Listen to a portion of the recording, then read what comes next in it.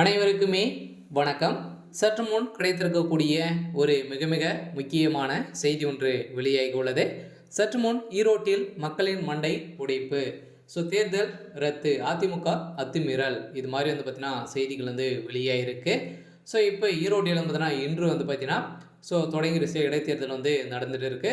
இந்த இடைத்தேர்தல் பார்த்தீங்கன்னா சற்று முன் பார்த்தீங்கன்னா திமுகவினர் பார்த்தீங்கன்னா அத்துமீறல் நடத்தியதாக இப்போ பார்த்தீங்கன்னா அங்கே இருக்கக்கூடிய மக்கள் ஓட்டு போடுவதற்காக வந்திருக்கக்கூடிய மக்கள் மீது பார்த்தீங்கன்னா தாக்குதல் நடத்தியிருக்கக்கூடிய நிலையில் தான் அங்கு திமுகவிற்கு பார்த்தீங்கன்னா ஓட்டு செலுத்துங்க அப்படின்ற மாதிரி சொல்லியிருந்த நிலையில் பார்த்தீங்கன்னா அவர்களை பார்த்தீங்கன்னா செலுத்த முடியாது அப்படின்ற மாதிரி வாக்குவாதங்கள் ஏற்பட்டிருந்த நிலையில் தான் அங்கு மக்களை திமுக சேர்ந்த பிரமுகர்கள் பார்த்தீங்கன்னா மக்கள் மீது தாக்கப்பட்ட சம்பவம் அங்கு பெரும் அதிர்ச்சியை ஏற்படுத்தியிருக்கு.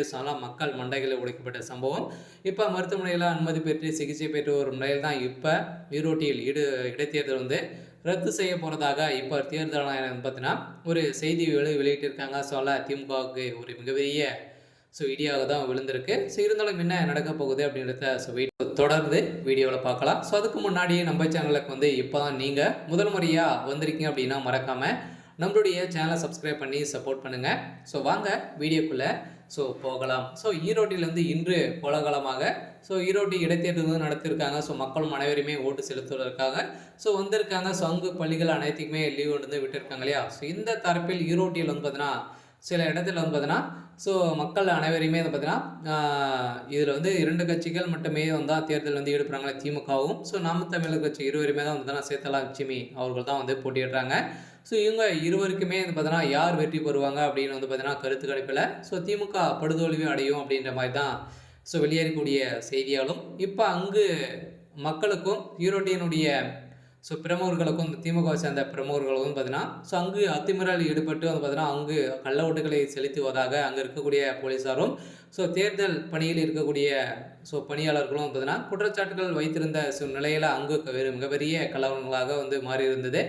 இதன் அடிப்படையில் தான் மக்களிடையும் திமுகவுடைய நிர்வாகிகளுடையும் அது அடிதடி முதல்ல ஏற்பட்ட சம்பவத்தினால முதல்வர் ஸ்டாலின் அவர்களுக்கு போயிருக்கூடிய ஃபோன் காலால் இப்போ ஈரோட்டில் போட்டியிடக்கூடிய திமுகவினர் பார்த்தீங்கன்னா படுதோல்வி அடைத்துக்கான அனைத்து விஷயங்களும் தெரிஞ்சிருக்கக்கூடிய நிலையில் தான் இப்போ இந்த நிலையில் ஈடுபட்டிருக்காங்க. இந்த நிலை ஏற்பட்டாங்க அப்படின்னா தேர்தல் நடத்தப்படாது, நிறுத்தப்படும், இடைநிறுத்தம் செய்யப்படும் அப்படின்ற மாதிரி ஒரு வழக்கம் இருக்குது. இதன் அடிப்படையில் தான் திமுகவினரே அத்துமீறல் ஈடுபட்டு இப்போ ஈரோட்டில் மீண்டும் தேர்தல் ரத்து செய்ய போகிறதாக வெளியே இருக்குது. இதனால் அதிரடியாக நாம் தமிழர் கட்சி போட்டியிட்ட சேத்தலட்சுமி மீதும் பார்த்தீங்கன்னா திமுகவினர் தாக்குதல் நடத்திய சம்பவம் தான் இப்போ அங்கு மிகப்பெரிய கலவரங்களாகவே இது மாறி இருந்தது.